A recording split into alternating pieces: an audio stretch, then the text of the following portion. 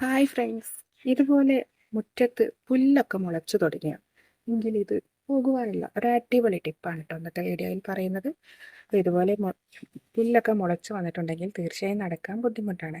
അപ്പോൾ ഇത് ഓട്ടോമാറ്റിക്കലി കരിഞ്ഞു പോകാനുള്ള ഒരു ടിപ്പാണ് ഇന്നത്തെ വീഡിയോയിൽ ചെയ്യുന്നത്. ഇതിനായി എന്തൊക്കെ ചെയ്യണമെന്ന് നമുക്കൊന്ന് നോക്കി നോക്കാം. അപ്പോൾ അതിനായി നമുക്ക് വേണ്ടത് കഞ്ഞിവെള്ളമാണ് കേട്ടോ. പ്രത്യേകിച്ച് നല്ല ചൂടുള്ള കഞ്ഞിവെള്ളമാണെങ്കിൽ ഏറ്റവും നല്ലത്.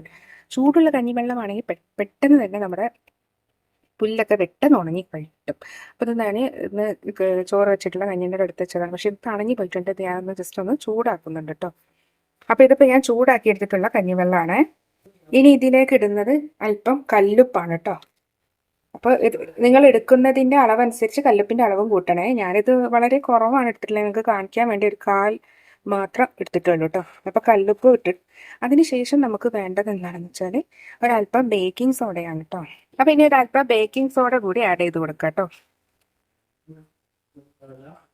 ഒരല്പം ബേക്കിംഗ് സോഡ കൂടി ആഡ് ചെയ്ത് കൊടുക്കുന്നുണ്ട്. അതിനുശേഷം ഇത് നന്നായി ഒന്ന് യോജിപ്പിച്ചെടുക്കാം കേട്ടോ. ഇത് കണ്ടോ, ഇത് നന്നായി ഒന്ന് യോജിപ്പിച്ചെടുക്കാം. അതിനുശേഷം ഇത് ചൂടോടെ തന്നെ, ഇത് നല്ല ചൂടുണ്ടെങ്കിൽ നിങ്ങൾക്ക് ഇതുപോലെ തന്നെ പുല്ലിൽ ഒഴിച്ചു കൊടുക്കാവുന്നതാണ്. അല്ലെങ്കിൽ നിങ്ങൾക്ക് ഒരു സ്പ്രേ ബോട്ടിൽ ഒഴിച്ചതിന് ശേഷം സ്പ്രേ ചെയ്ത് കൊടുത്താലും മതി കേട്ടോ. അപ്പോൾ ഇതിപ്പോൾ അത്യാവശ്യം ചൂടുള്ളത് കൊണ്ട് തന്നെ ഞാനിത് ഡയറക്റ്റ് ആയിട്ട് ഒഴിച്ചു കൊടുക്കുകയാണ് കേട്ടോ ചെയ്യുന്നത്. ഇതുപോലെ ഞാൻ ഒഴിച്ചു കൊടുക്കുന്നുണ്ട് കേട്ടോ. അത് കണ്ടോ. അപ്പോൾ ഇതുപോലെ പുല്ലിൽ ഒഴിച്ചു കൊടുക്കുകയാണെങ്കിൽ പെട്ടെന്ന് തന്നെ പുല്ല് ഉണങ്ങി പൊയ്ക്കോളും. പെട്ടെന്നല്ല, ഏകദേശം ഒരു 1-2 ദിവസത്തിനുള്ളിൽ എന്തായാലും തീർച്ചയായും നിങ്ങൾക്ക് നല്ല റിസൾട്ട് കിട്ടും കേട്ടോ. അപ്പോൾ ഇത് നിങ്ങൾക്ക് വളരെ ഉപകാരപ്രദമായൊരു ടിപ്പാണ്. അതുപോലെ തന്നെ നമ്മുടെ ഇലകളിലൊക്കെ ഒരുതരം പ്രാണികൾ ഉണ്ടാവാറുണ്ട്. ഈ പ്രാണികളൊക്കെ പോക്കാൻ പറ്റിയൊരു ടിപ്പെന്ന് പറയുന്നത് നമുക്ക് നാച്ചുറലായിട്ട് ചെയ്യാൻ പറ്റുന്നൊരു ടിപ്പുണ്ട് കേട്ടോ.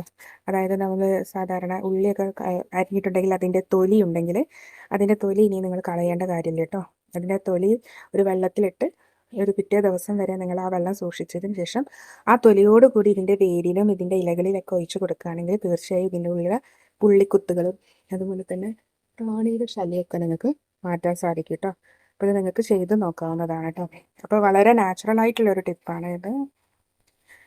അപ്പോൾ ഈ ടിപ്പിനൊക്കെ ആയി നമുക്ക് ഈ ചാനൽ ഒന്ന് ഫോളോ ചെയ്യാത്തവരുണ്ടെങ്കിൽ തീർച്ചയായും ഫോളോ ചെയ്യുക. അപ്പോൾ വീണ്ടും ഇതുപോലെ മറ്റൊരു വീഡിയോയുമായി വീണ്ടും കാണാം. അതുവരേക്കും ബൈ.